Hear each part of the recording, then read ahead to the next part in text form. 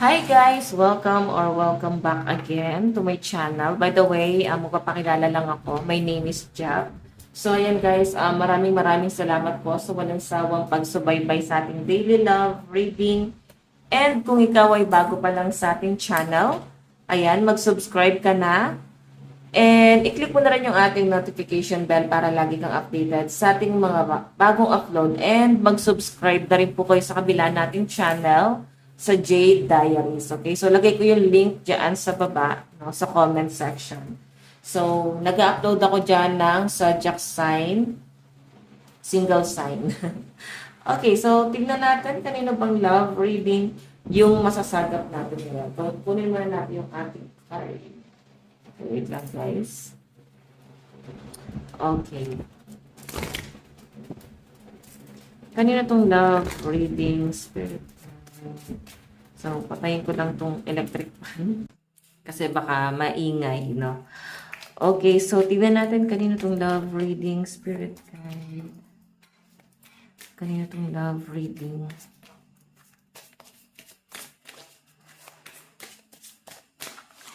Meron tayong confidence. Confidence, it comes with time and practice. Totoo yan guys, no? Hindi naman kasi agad-agad nakukuha ng isang tao bilang isang individual yung confident nila. Minsan, based din sa experience, pwede rin guys sa impluensya ng ibang tao, kung bakit sila guys naging confident or kung paano sila pinalaki. So, yung iba sa inyo guys, pagdating sa love life mo, medyo may burden, no? Meron ako nakakitang burden dito. And let them go. So, ibig sabihin, hindi lang person mo yung kailangan mong i-let go. Lahat ng pwedeng konektado sa person mo, yung dapat mong i-let go. Nakikita ko sa inyo guys, medyo, frustrated, yan. Kasi confidence mo yung nawawala. Confident, wala ka nun sa sarili mo. And medyo, siguro ikaw yung tipo ng tao na parang vulnerable. And simple lang, hindi kayo parang mapag-asam ng sobra-sobra. So, yung pinapakita sa akin dito, guys, parang medyo, may mga nare-realize ka. Okay? So, guys, alam mo yung energy mo ngayon? Parang, namamanipulate ka. So, paano mo malalaman kung namamanipulate ka ng person mo? So, malalaman mo pagka namamanipulate ka ng person mo, pagka nagagawa mo pa rin maawa sa taong nanakit sa'yo, alam mo, you're not maawain eh. Sa totoo lang guys, sa totoo lang, namamanipulate ka. Okay? Hindi ka na, hindi ka parang, hindi ka maawain, hindi na yan love. Okay? So, parang nagigilty ka na lang. Oo, nagigilty ka na lang. Parang ganun yung energy mo rito eh. Parang nagigilty ka na lang dito sa relationship na to. And parang, na-feel mo, parang wait, masyado ako masama, baka harsh na ako sa kanya. Okay? So, titignan pa natin, guys, ha? Okay. Kanina itong love reading spirit guide. Meron tayong shark. Swim away from this situation. So, ang option mo lang dito is umalis ka dun sa sitwasyon. Okay? Guys, hindi na daw healthy kasi nakikita ko sa inyo masyado kang na-manipulate, no? May something sa behavior ng person mo na sobra kang na-attach. Sobra niyang nakuha yung loob mo. Alam mo yun, ikaw yung tipo ng tao na matigas eh. Hindi basta-basta nakukuha yung loob mo. Hindi ka basta-basta naniniwala. Hindi ka basta-basta attached. So, dito sa person na to guys, nakuha niya yung loob mo at alam niya na yung kahinaan mo. So, pwedeng nasa attitude na talaga niya or nasa pag-uugali na talaga niya guys yung magmanipula, no? So, ang option mo lang dito, umalis ka sa sitwasyon mo, i-save mo yung sarili mo.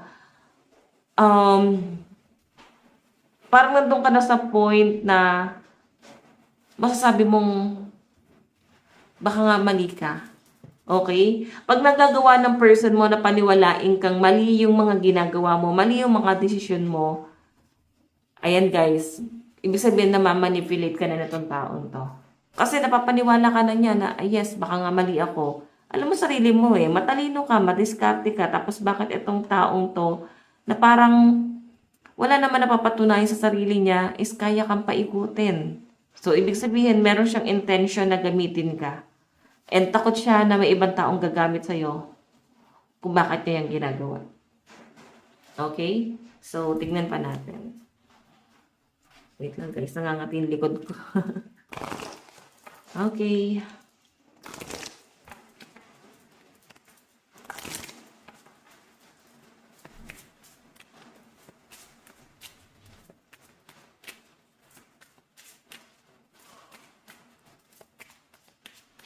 Kanina itong love reading spirit guide.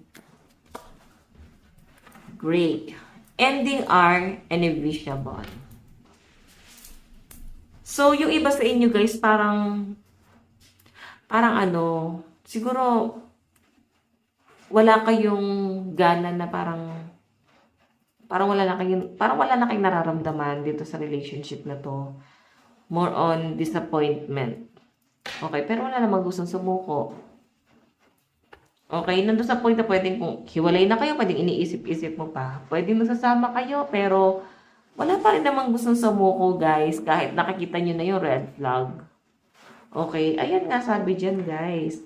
Kasi wala ka confident, no? Pwedeng ganyan ka binuo ng person mo. Ginawa ka niyang mahina.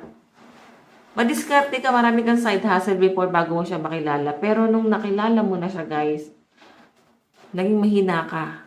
Para kang bata, or sabihin natin guys, para kang pusang ligaw, na parang kailangan mo ng amo, kailangan mo ng taong mag-aalaga sa inyo, kundi parang mamamatay ka. Parang ganun yung energy. Parang hindi mo na kaya mabuhay sa mundo ng nag-iisa, or hindi mo na kaya mabuhay sa mundo ng wala siya. Okay, ganun nakahina yung ginawa sa inyo ng person mo. Feeling ko rito guys, naubos ka. Naubos ka nitong taong to. Titingnan natin. So, bakit niya ba ginagawa yan? Bakit kailangan humantong sa ganito, di ba? Titingnan natin, bakit kailangan niyang gawin yan? Ano yung dahilan? Meron tayong red, forgive. Kasi nga, ikaw lang yung tumatanggap sa kanya. Di ba? Ikaw lang yung tumatanggap sa kanya. Ikaw lang yung laging nagpapatawad. Lagi mo siyang pinapatawad ng paulit-ulit. Paulit-ulit hanggang sa parang nauubos ka. Kasi yung positive energy mo guys, naipapasa mo na sa taong to, masyadong negative yung taong yan. So naniniwala kayo guys sa energy exchange. Ganon. Parang kahit anong positive yung ibigay mo sa taong yon, pwede nabubuo mo siya. Yun yung energy exchange. Nabubuo mo siya, pero ikaw yung nasisira. Okay? Kasi nagpapalit na kayo ng energy Siya, parang pwedeng ganito natagpuan mo tong taong to guys na parang walang-wala, mahinang-mahina. Oo. Pero nangyayari ngayon guys, nagpapaligtad kayo ng energy. Yung positive energy mo o yung kalakasang meron ka guys, nakukuha na ng person mo yon. Ikaw na ngayon ang mahina at siya na ngayon yung malakas. Siya na yung may control, siya na yung may power. Okay? So, ano yung kailangan mong gawin? Sinabi na nga dito guys, yung dapat mong gawin. Swim away from this situation. Umalis ka sa sitwasyon na to. Yun lang yung option mo. Kundi, patuloy kang mauubos rito. Patuloy kang mawawalan ng confident. Hindi mo mahanap yung right path mo. Kasi, nababalutan ng negative energy. Okay? Pwede yung negative energy na to guys, hindi lang din yung person mo yung gumawa niyan. Ikaw na rin mismo yung gumawa ng cage para ma-stuck dyan sa sitwasyon na yan. Okay? So, kung bakit niya daw yan guys nagagawa, kasi pag nag-fail siya sa ibang tao, ikaw lang yung nakikita niyang pwedeng tumanggap sa kanya. Ikaw yung parang nagiging comfort zone niya. Or hindi comfort zone Medyo maganda pa pakinggan yon. Pwede guys, option. Or no choice na siya. Pag no choice ka, ganun yung nakikita kong tingin sa'yo ng person mo. Pag wala na siyang choice. Medyo masakit guys, pero sabi ko nga sa inyo guys, babasahin ko kung ano yung nakikita ko sa card. And kung masasaktan ka ngayon, siguro yung message na yon is i-absorb mo hanggang sa matauhan ka. Hanggang sa ma-realize mo na tama pala si Ma'am Jap. No? Tama pala si Jap na kaya ko palang umalis sa sitwasyon. Kaya mo palang wag umasa sa taong to and hindi mo siya kailangan. Okay? Kayang mabuhay sa sarili mo nang wala tong taong to. So, yung sasabihin ko sa inyo guys, makinig kang mabuti. Makakabuti yan sa inyo. Okay? Kung aalis ka rito. So, yung challenge na meron ka ngayon, siguro tignan mo siya as positive. Na baka kaya nangyayari to kasi may dahilan. Lahat ng bagay guys may dahilan kung bakit nangyayari, kung bakit dumarating sa atin tong taong to, tong bagay na to, may dahilan. Lahat yan guys para buuin ka, para mas maging matatag ka, para kayang-kaya mo nang harapin yung totoong mundo. Okay? Kaya mong tumanggap at mag-let go nang hindi ka nasasaktan. Okay? So, tignan pa natin. Meron tayong tower, unplug and relax for spell. So, try to meditate, no? So, ito yung option mo. Mag-meditate ka or at least mag-yoga. Ayan, may mga healing crystal dito, guys. So, parang ano siya? Parang rose quartz, no? So, yung rose quartz, maganda rin yan for love, no? Pwede rin kay self-love or pwede rin sa relationship. Pero kung gagamitin mo to sa negative, kung toxic na yung relationship nyo guys, ma-absorb lang yan ng mga crystal hanggang sa parang hindi nakakayanin ng crystal. Pwedeng ma-absorb niya, kahit pa paano mayaalis niya, yung negative na meron to sa relationship. Pero siguro kailangan, nandun pa rin sa point na tulungan nyo pa rin yung isa't isa. Okay? Kung gusto nyo talaga na i-work out itong relationship na to. I think yun na rin yung makakabuti. Tingnan pa natin.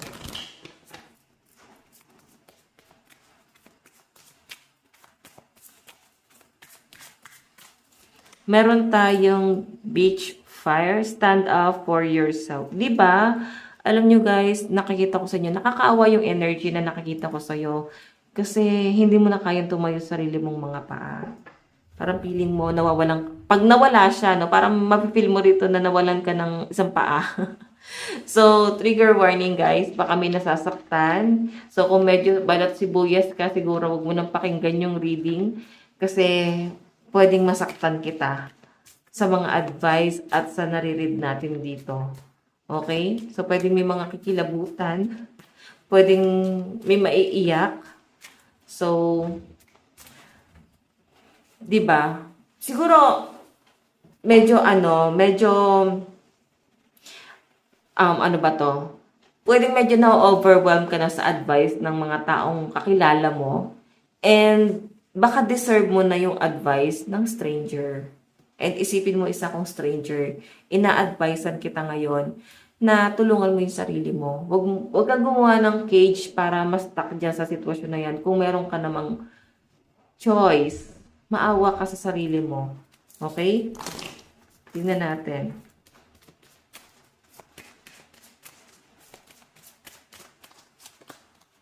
Meron tayong flower. Be honest with yourself. Diba? Yan o. Maging honest ka sa sarili mo. Bakit tinitignan mo pa rin yung isang bagay na kahit pangit na is positive pa rin? Okay din naman yon. Pero kung sa tingin nyo naman guys is nakakasama sa mental health mo tapos pinapaniwala mo yung sarili mong, baka ganun lang. Kagaya na sabi ko, di ba? Baka under ka ng manipulation itong person mo. Okay? Nagagawa mo pa rin maawa dun sa tao na nakit sa inyo. And kung makita nyo guys itong tatawa sa tarot, ending yan. Okay? May matatapos. And ihanda mo yung sarili mo kung may matatapos ito sa relasyon nyo. Or talagang papanindiganan ng person mo na 'di ba? I-abandon na ka or pwedeng ikaw yung umalis. And kung talaga papanindigan mo na yung mga desisyon mo na yan, guys, siguro ihanda mo yung sarili mo. Palakasin mo yung sarili mo. Okay? Kasi yung overall energy mo, confidence yun nawawala sa'yo. Hindi mo pa kaya. Tignan pa natin. Meron tayong thorns. Weave together the crown you deserve. Tignan mo guys, nakukuha mo yung pagiging Disney princess sa ibang tao, no? Pwedeng hindi nabibigay ng person mo, pero nagbibigay sa'yo ng ibang tao. So, di ba? Bakit ganon? Ibig sabihin kasi niyan guys, parang sa lugar lang yan. Parang sa lugar lang yan guys. Mas mahanap mo yung appreciation depende sa sitwasyon, sa lugar, sa tao. Okay? Pwede hindi ka na-appreciate ng person mo pero na-appreciate ka ng ibang tao. Pwede hindi ka pinapahalaga ng person mo pero pinapahalagahan ka ng ibang tao.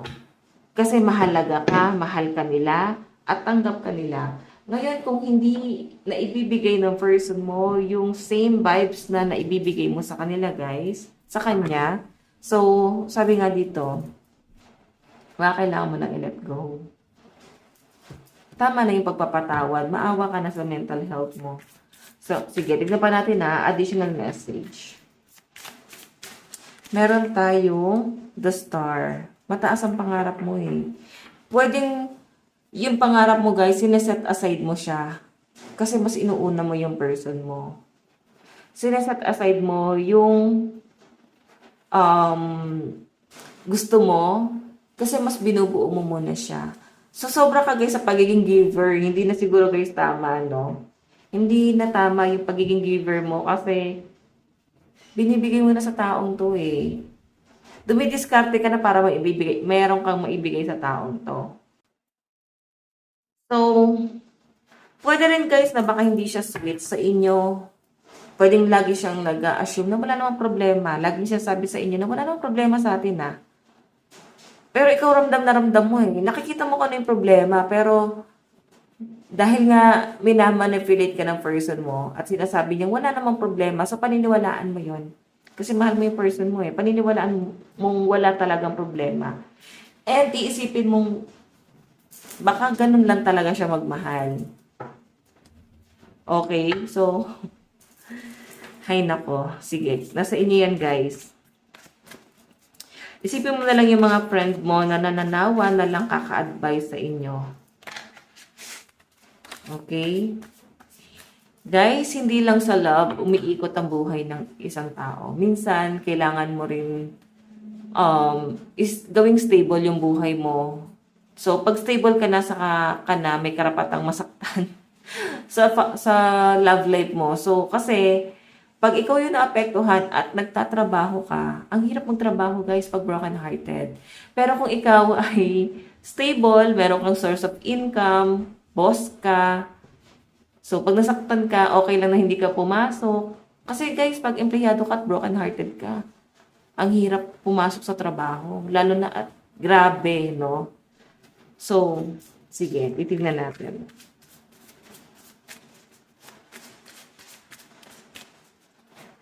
So, kung boss ka, guys, travel lang, makaka-move on ka. So, i-improve mo muna yung sarili mo. The star, guys, focus ka muna sa pangarap mo. Unahin mo muna yung sarili mo. Okay? So, tingnan natin. The sun. Okay, masaya yung person mo habang ikaw lugmok. Knight of Swords. So, travel to. Kagaya nga nasabi ko kanina, mag-focus ka sa sarili mo, mahalin mo yung mga taong nagmamahal sa inyo. Sipain mo na palayo yung mga taong hindi ka naman mahal. Hindi ka naman pinapahalagahan. Hindi binibigay yung same energy na naibibigay mo, no?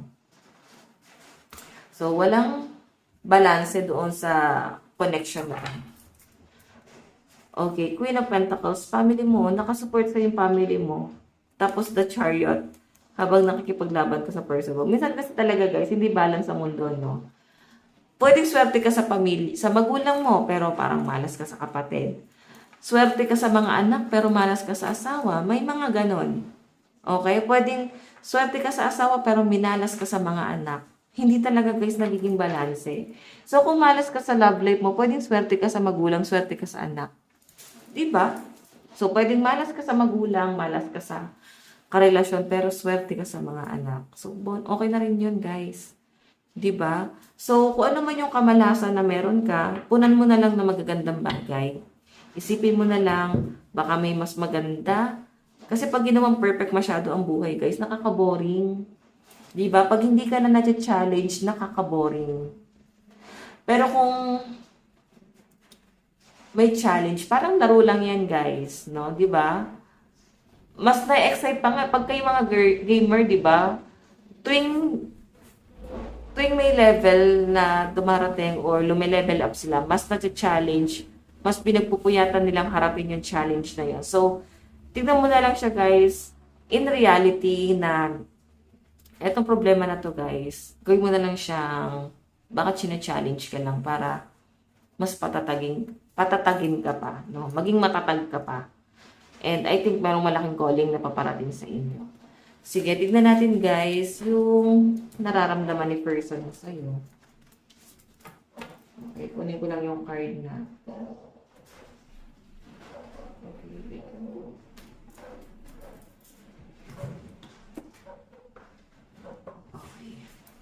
Ano yung nararamdaman ng person mo sa'yo? Wait lang, guys, ha. Okay, so, inayos ko lang yung cards natin kasi may mga naka-reverse. Ayoko pa naman pusa ng reverse. Okay. Sige, tignan natin nararamdaman ng person mo sa'yo ngayon. Wow, the lovers. Actually, mahal ka naman ng person mo. Ang problema lang, guys, masyado siyang controlling. Masyado siyang protective. So, yung pagiging ganito niya, guys, na emperor doon sa relationship, nakakasakal. And nagiging mahina ka. Hindi ka naman ganyan eh. Kaya nga ikaw ay nagiging negative eh. Kasi nga, sinusunod mo yung gusto niyang mangyari para sa inyo. For example, sinasabi niya na taong bahay ka lang. Ako yung magtatrabaho. Pero hindi ka niya binibigyan ng love. Hindi ka niya binibigyan ng time. So, nade-depress ka. 'Di ba? Kasi ang gusto mo magtrabaho, gusto mo kumita. Kahit kahit wag ka na niyang lambingin, 'di ba? So, nakaka-stress sa bahay, guys. Sa totoo lang, guys. Lalo na't hindi kumikita. Mahal ka naman ng person mo, guys, pero sinasabi kasi nung card na kung hindi na nakakabuti sa mental health mo, sa relationship man yan, or sa tao man yan, or sa pangarap mo. Okay? Basta ito, guys, ay hindi na, guys, nakakabuti. Diba? Kung hindi na nakakatulong sa improvement mo, or walang progress na nangyayari, kumbaga, gusto mo sana siyang tulungan pero ayaw niya. 'Di ba? Medyo may pagka-selfish kasi meron ka namang kayang gawin pero ayaw niya. So, minsan, ang sobrang pagmamahal, guys, parang nakakalason. Mahal ka ng person mo pero hindi nakakatulong sa mental health mo. Nagigets nyo, guys? May ganong sitwasyon. Parang siya yung nagpipigil din na merong mangyaring maganda sa buhay mo. Hindi natin masabing insecurity. Pwedeng takot lang siya na meron ka mapatunayan tapos kaya mo siyang i-under. Kaya mo siyang maliitin. Masyado siya nagiging advanced. So, tingin sa'yo ng person mo is someone na maayos naman, ideal kanya. And mahal ka naman niya. Ang problema ng guys, kulang sa guidance, no? Kailangan nyo ng guidance. Siguro, kailangan nyo ng coach. Tama ba? Tawag doon, guys. Yung, kayo minsan, kayo, same, kayo ng person mo, magpa-counseling kayo kung paano nyo gagawing matibay itong relasyon na to. Okay? Baka mas makakatulong to para sa inyong dalawa. Tignan natin, ano naman, yung tingin ni person sa'yo. Ayan, no? May pagtatalo. Hindi siya, guys, ganun ka-perfect. Kasi parang napapadalas yung pagtatalo. And nakikita ko yung frustration mo. Nandun na rin yung pag-overthink mo na baka may third party. Parang bakit busy siya sa trabaho. Ba't wala na siyang time sa inyo. Hindi na siya, guys, sweet. Medyo naninibago ka na. And medyo naninibago ka na doon sa sitwasyon. Kasi hindi naman ganito mo siya nakilala eh. So, guys, 7 of Swords. Feeling mo pinagkakait sa'yo ng person mo lahat. So, ramdam na ramdam din ng person mo yon. Yung mga sinasabi mo sa kanya, naisip niya yon na parang, siguro nasabi mo, di ba? Pinagkakait mo na sa akin, di mo na ginagawa yung mga ganito, ganyan. Parang yes, nagpo-provide ka, good provider ka. Pero wala yung love. Wala man lang yung parang kumustahin ka, kumusta yung araw mo ngayon. Parang wala na kayong pag-uusap, guys. Basta nagmamahalan, basta nakakapag-provide okay na yan. Parang ganon. Pero wala dun yung ano eh. Wala dun yung lambing, wala yung effort. Alam mo yon, may kulang. Kulang ng tamis tong pagmamahalan nyo. Okay, so ano yung plano niya? The Fool. So, bahala na. Diba? Ang nakikita kong plano niya rito, guys, The Fool kasi is, nakikita niya walang mali eh. So, kung ano may sasabi mo sa kanya, piling niya, nagdadrama ka lang. Okay, ano ba to? Nati-trigger niya lalo yung depression mo, yung anxiety mo. Walang emotional intelligence tong person mo. Wala. Yung kahapon reading natin, hindi nagpo-provide eh. Ito naman guys, good provider pero diba? Parang so nasa inyo yan guys. Nakikita ko yung stress mo dito sa relasyon na to. Okay, tignan natin yung outcome.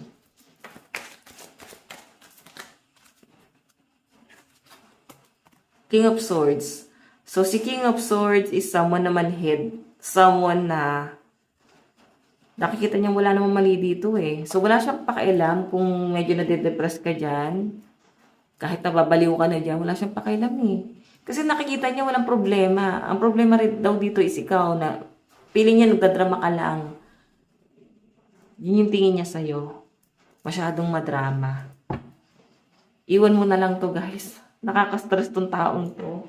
Like, anin mo yung pagmamahal niya, anin mo yung pagiging, yes, good provider, pero bakit walang love? Di ka man lang niya niyayakap, wala bang kiss? Ano na lang kayo? Parang hangin na lang kayo? So, tignan natin guys, zodiac sign sa side ni person. Pisces, Capricorn, Taurus, and Leo. Cancer, Aries, Virgo, and Scorpio energy. Capricorn, Sagittarius, Leo, and Virgo, Aries energy. Tignan naman natin guys sa side mo. Ano yung nararamdaman mo sa person mo? Nararamdaman mo sa person mo.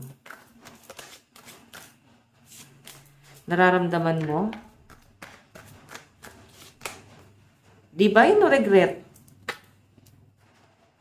Ay, nako. Nakikita ko sa inyo guys yung grabe yung disappointment mo, grabe yung lungkot mo dito. Yung iba sa inyo guys, pwedeng umiiyak ka na ngayon.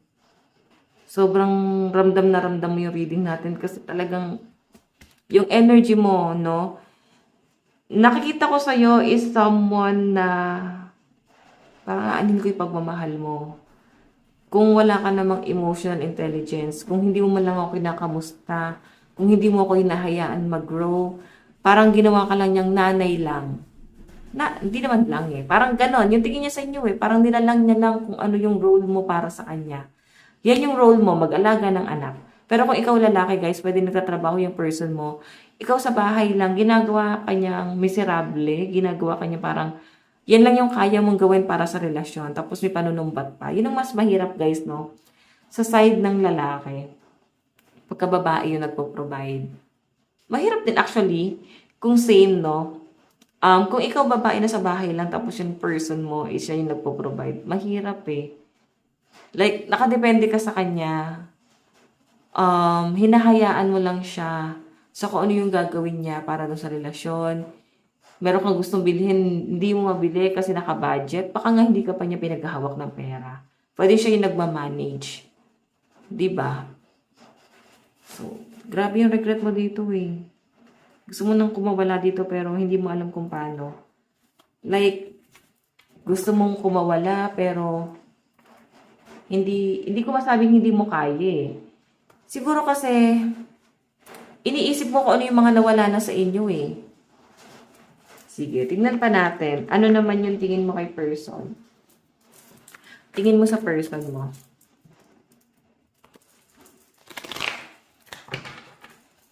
Okay, lang guys. Sapa lang natin to.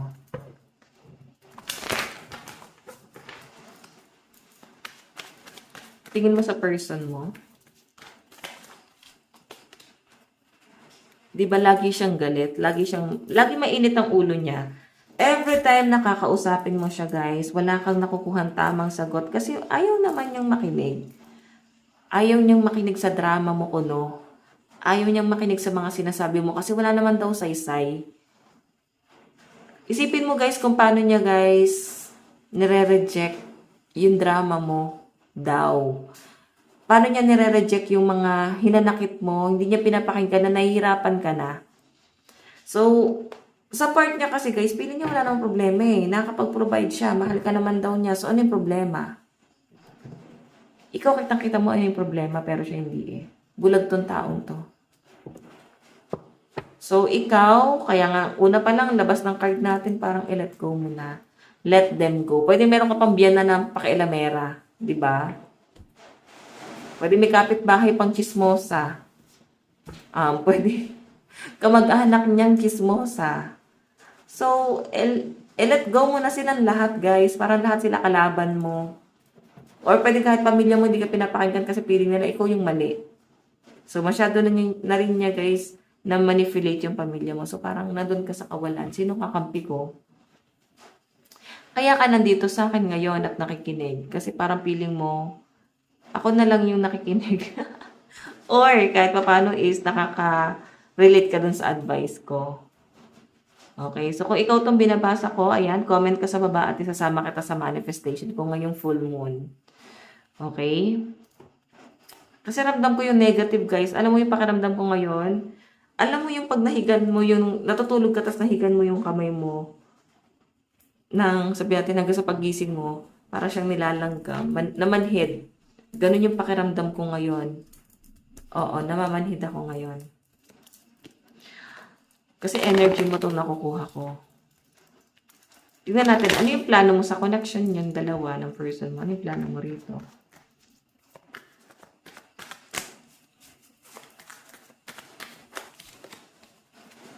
Ayan ka.